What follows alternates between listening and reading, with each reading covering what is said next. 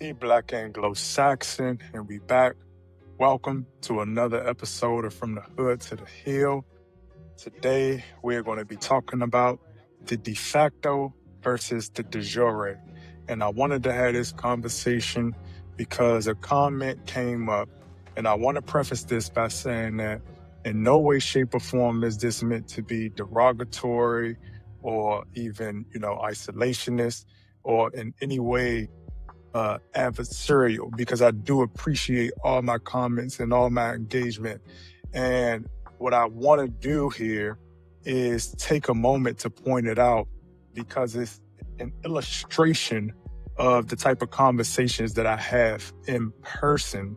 And I want to just push back a little bit, not so much as on the actual fact of statement that was presented to me, but the way in which we are consuming the information that we are being presented with in this day and time. So hit the like button, hit the share button, please subscribe. I would thank you very much. And I'm going to go ahead and I'm going to jump into it by first just going over a little Google definition of the de facto versus the de jure, right? So de facto is in fact, which describes practices existing in reality regarding of official status, while the de jure, by law, describes situations officially recognized by law or formal standards. Facto is what happens on the ground, written habits, whereas de jure is mandated by law. Now, I wanted to bring that up because I wanted to frame this in the context because the comment spoke to things that are actually a fact of statement. But I think based on what I said in my last video, I am talking about here, and we are having conversations around the de facto. What is happening on the ground? How are we taking history? How are we taking information and synthesizing that and seeing what is relevant in real time, what does not apply in real time, and also how can those things be used as a weapon or set of leverage in terms of how we are organizing and using these things to further push ourselves, right? And so here is the comment. I'm going to go ahead and bring this up because all of it is fact, and I'm going to go ahead and let everybody read it. It says, I agree with, the essence of the sentence with you 100%, you know, but about America is incorrect. He is the truth about the USA. It is in off to air all the time. The term Americans were referring to U.S. citizens, which is the correct term, which I agree with.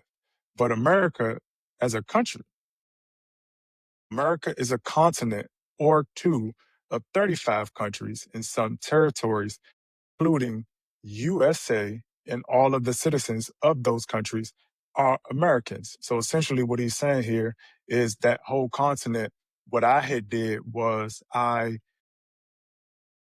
basically aggregated or I conflated everybody into one bucket, which I did. Now, to refer to that country, you can use any of the multiple names as the United Colonies, which I like that, Y'all know if y'all been watching me, my content, y'all know I call them the founding thugs, our founding fathers. It's a lot of names. I understand the history and all of those different things. And so he continues, the United States of America, the term United States of America was coined by Spanish by Luis de Gonzaga. I don't know how to say that name, a Spanish governor of Louisiana. It was through his correspondence with George Washington that the name originated, and Washington later adopted the term in Spanish. The United States, the USA, the US. Same for Europe. It's composed of 45 countries, including Russia. So it is not appropriate to use the term when referring to the EU, European Union, and Britain as a whole. Or to talk about Western is not the accurate term. Australia, Japan, South Korea, Philippines, Thailand, Arab, Venezuela countries, Jordan, Turkey, etc., are not in Western, and so on. Check first the enemies around that area. Now, all of these things are perfectly fine. I have no issue with them because, like I said, they are statements of fact. But what I would do is ask, what in fact, what in fact is the point of your statement? What can we do with that statement? What can be taken from what it is that you said that is a statement of fact and extrapolated onto the current? I say that because I get a lot of feedback from people about the specifics. And I think we do ourselves a disservice when we have these conversations in that particular manner because it doesn't allow us to address what we're actually experiencing as a people currently in this moment. And I say that because, take for example, I had an interesting conversation with one of my former colleagues, right? And we were talking about the fact that she is of Latin descent. And I said, what you have to understand is that you all moving into America the way that you all have actually creates and reinforces the institution as it is. And I understand what you're saying because we pillage all of these places. So when I say to you, the Americas, I am going based on the fact that the United States of America, through its propaganda, through its military power, and also through the pacts and treaties that have been formed over the course of of the times that you speak of, it has created a homogeny when it comes to the ideological framework. And not only do they move in a homogeneous framework, the blocks themselves create almost a body of sorts, right? Because here we have, I am aware of global labor arbitrage. They have done that to Negroes in America, where they have created environments which has destabilized them and then extract from the community itself the best, the brightest, the et cetera, right? Which is how we get mass immigration. I'm aware of those things. I'm aware that we have a multitude of different countries on the platform, but you have to understand that when you create those blocks, they move as a body. If you've ever been in a fight, um, if I swing at you, right? Sometimes it's not to punch you, actually. It's just to make an assessment on how your body moves or what the responses are. And that is important because what happens in one place happens in another. It's a chain reaction. What we do here in America has global impact, and especially because in large part, which I don't necessarily think is right, but we do it, we are bullies. We are tyrants.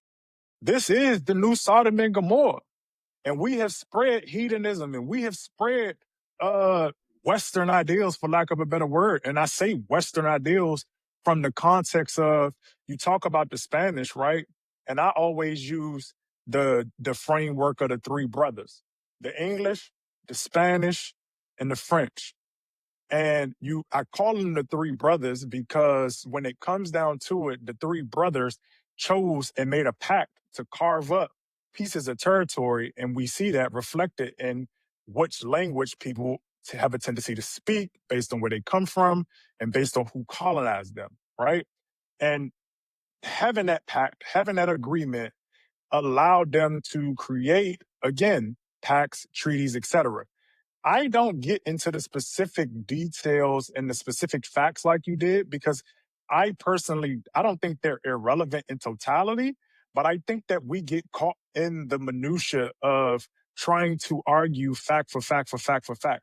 That's why I have not went back to academia at all, because academia has been captured and it reinforces this thing that we do where we get so fixated on the technicalities of whether it's the Americas, whether you want to use the six continent model, the seven continent model, etc. What I am talking about is the functionality. What I am talking about is the de facto. I understand that you are talking about the de jure and you want to speak to what is on paper. But what I am here to say is that perspective, matter of fact, is relative to the understanding of those who wield the actual perspective. What do I mean by that? Pluto, at one point in time, based on our understanding and the fact that we had at hand, was considered and classified as a planet. Now, based on the same, well, not the same, but based on the facts and based on the information and based on the context that we have now, it is not considered or classified as a planet. It is a celestial body. And I'm not up here to sit and profess to you like I am a scientist in that way, but I am a political scientist. And I understand the difference between being able to spout off facts in that way and be able to take what is relative, what is salvageable, what is usable. Because the thing that we have to recognize and understand that in the de facto, those frameworks that you just talked about in terms of how they are structured, they exist, but they are being restructured. That's the old world order. They call it the new world order because we are currently going through realignment, and we have been going through realignment for about the last 5 to 6 decades, and it has been expedited by our current president right now, which is why I say it is unavoidable. And we are in a mask off situation. Now, what I also wanted to speak to is that this is the cocoon stage.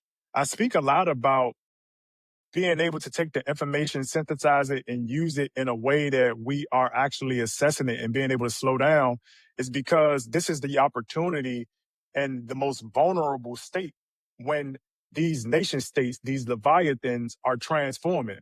Right now, they're going through a restructuring process. We don't know who's going to come out on top. Right now, America still has a lot of global influence, and that is not to be reckoned with, and that is not to be played with, especially because we are a nation of psychopaths and sociopaths. That's the other reason why when I talk about it being Western, I am speaking from the context of the psychosis. Even though, yes, they are a series and blocks of different nations, and Russia is in that, and they have their alliances, and then they also have their adversaries. They all operate on pretty much the same uh, power spectrum, or not spectrum, but they operate on the same lust for power, and they operate on the same game theory dynamics where everything comes down to these zero sum uh mechanics. That's where I'm speaking from. I'm speaking from the functionality. I'm not speaking from the on paper, because on paper we can get into so many different discussions about what's technical, what happened in 1965 versus what happened in 1965 in January, who's the specific names, and all of the different things that go along with that. I think is irrelevant, because right now where we're struggling as a country is that we are trying to use old blueprints to new issues that really don't have a pattern, but they do have a rhyme, right? And so we can use, to which I agree with, your past to figure it out. Because another example of what I mean by functionality is that take the three branches of government, right? On paper, technically it's three branches, right? You got the executive, legislative, and judicial, right? But I personally would stand on and argue you down that we actually have four. Because right now, media is the fourth branch of government because it has been co-opted through corporation.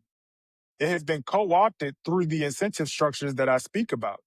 It has been co-opted through the same psychosis that I speak about.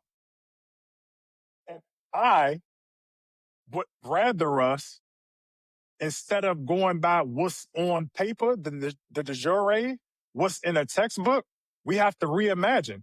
We have four branches of government because right now, our journalists, our news, our media has been all co-opted by the same political bodies and the same apparatus that govern and operate a national that are causing and wreaking the havoc and extracting the resources from the bottom 80% of people and funneling it back up to the aristocrats and the wealthy billionaires. And they are then creating propaganda that actually reinforces their power. So I would also argue, which is why you see here, that this is not a democracy in America. This is not capitalism in America. This is centralized socialism. The socialism just funnels up to the top. And we've been in a fascist state for a very good while now because it wasn't just Trump picking on the media. Trump called fake news for a reason. And a lot of people didn't take heed to what he was saying because they didn't stop and think, because they didn't think about the de facto. On the ground, what you have to understand is that if you yourself, every time when you're engaging with news outlets and saying, take this out, put this in, take this out, take that out, and then they also running that up through editors picking and choosing how they spin the story, which angle they choose, all of that, etc. You are not talking about an actual piece of news. You're talking about propaganda. You're talking about an overly curated product.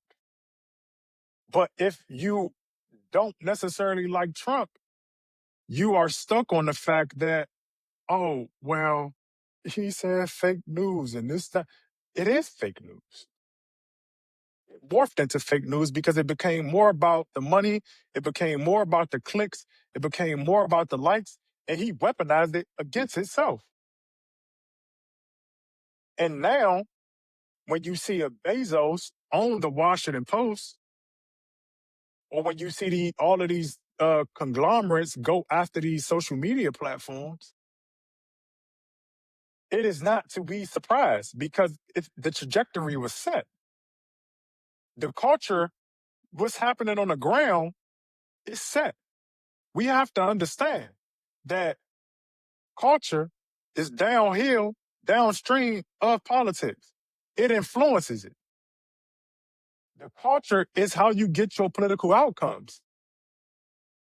So when I say it and when I'm talking about it, this is in fact Americans. Because not only do we impact and influence, everybody wants to come here based on the falsehoods of the propaganda of the dream. And there is no dream. It's only a nightmare. It's only more fuel to be used to take on more imperialism. That's why I frame it that way.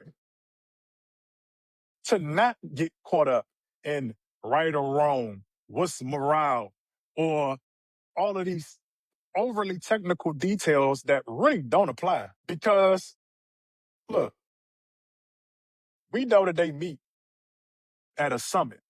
All of the global leaders meet at a summit and they had these conversations. Whether I call it the G9, whether I call it the G9, the G6, the G20, the G15, it is still a meeting where global leaders meet and have and take and meet and have these conversations that they take place, do what they do, and conspire against us. That's what this is about.